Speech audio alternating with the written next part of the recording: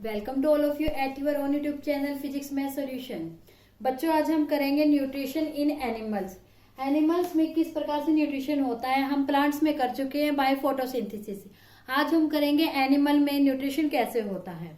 चलिए बच्चों, आज का टॉपिक शुरू करने से पहले हमारे वीडियो को लाइक कर दीजिए, शेयर कर दीजिए, चैनल को ज्यादा से ज्यादा सब्सक्राइब करवाइए। चलिए बच्चों, शुरू करते हैं हमारा आज का टॉपिक न्यूट्रिशन इन एनिमल। यानी एनिमल में कौन आते हैं? ह्यूमन बींग्स है, पशु है, पक्षी, सब क्या आते हैं? एनिमल्स के अंदर ही आते हैं। इन सबको पोषण कैसे मिलता है, न्यूट्रिशन कैसे मिलता है? आप लोगों को पता ही सबको किससे मिलता है? फूड से। ओके, और ये फूड कहाँ से मिलता है? इन सबको फूड मिलता है किनसे? प्लांट से मिलता है एज वेल एज एनिमल से मिलता है।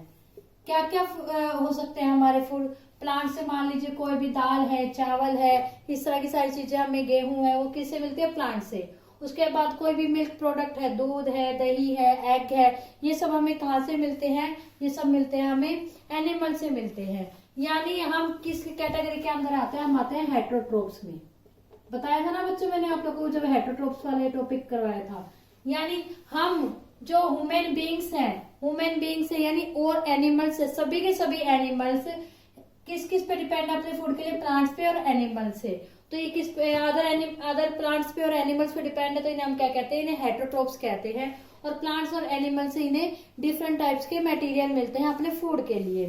अब बच्चों, हम जानते हैं जो कुछ एनिमल्स होते हैं वो क्या खाते हैं? ओनली प्लांट खाते हैं या फिर प्लांट्स प्रोडक्ट खाते हैं। जानते हैं बच्चे इस बात को?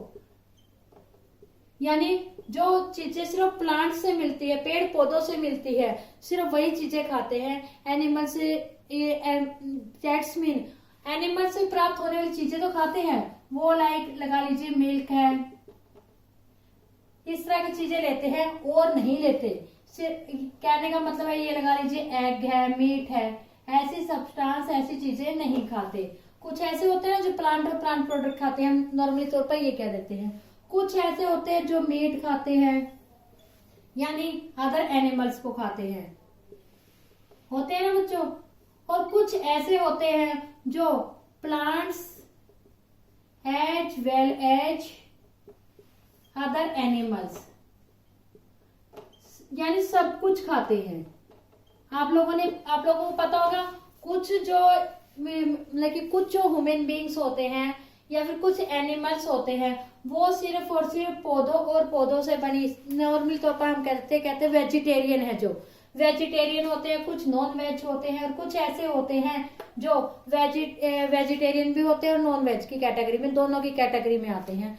तो ऐसे एनिमल्स या ऑर्गेनिजम्स जो सिर्फ प्लांट और प्लांट प्रोडक्ट खाते हैं यानी जो वेजिटेरियन है, उन्हें हम बोलते हैं हेर्बीवोर।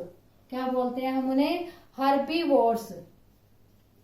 ओके बच्चों, क्या बोलेंगे उन्हें? हर्बीवोर्स। जो प्लांट्स खाते हैं, प्लांट्स प्रोडक्ट खाते हैं, eat only vegetarian products. Okay बच्चों, जैसे कि फ्रूट्स है, गेहूं है, चावल है, ये सब क्या आते हैं? इस प्रकार के ऑर्गेनिज्म खाते हैं, हर्बीवोर्स टाइप के।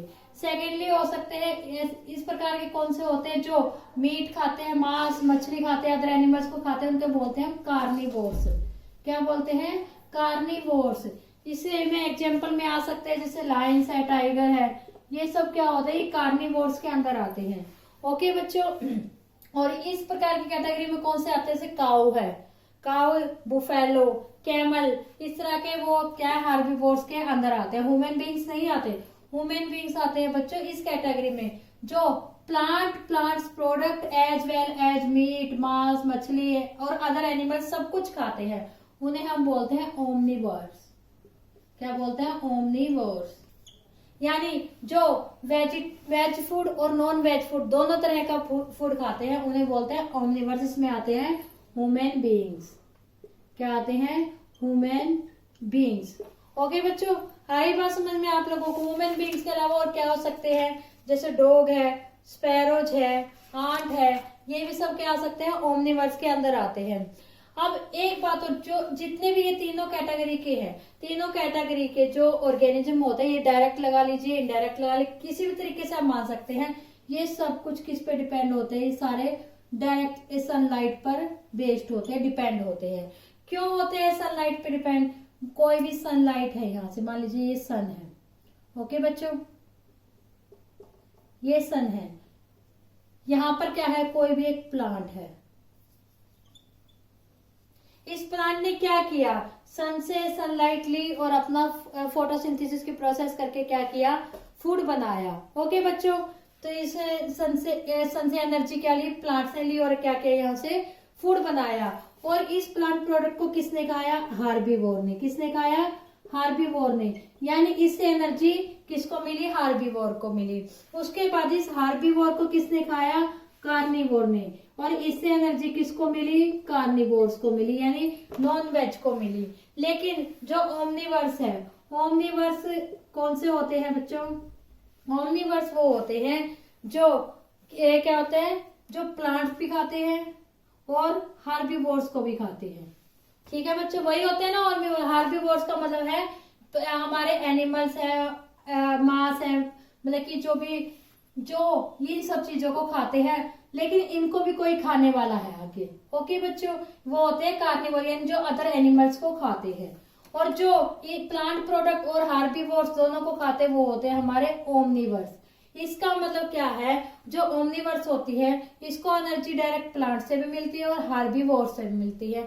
फॉर एग्जाम्पल अस, हमें एनर्जी मिलती है वो प्लांट से भी और हार्बीवोर्स से भी मिलती है, इन दोनों से मिलती है। अब आप यहाँ एक छोटे से डायग्राम से आप लोगों को समझ में आ गया किस तरह से हम कंप्लीटली सनलाइट पर डिपेंड होते हैं अपने फूड के लिए। इसका मतलब प्रोसेस ऑफ फूड, यानी process of obtaining food and then using it for obtaining energy, process of obtain food and you obtain food or and obtain energy from food।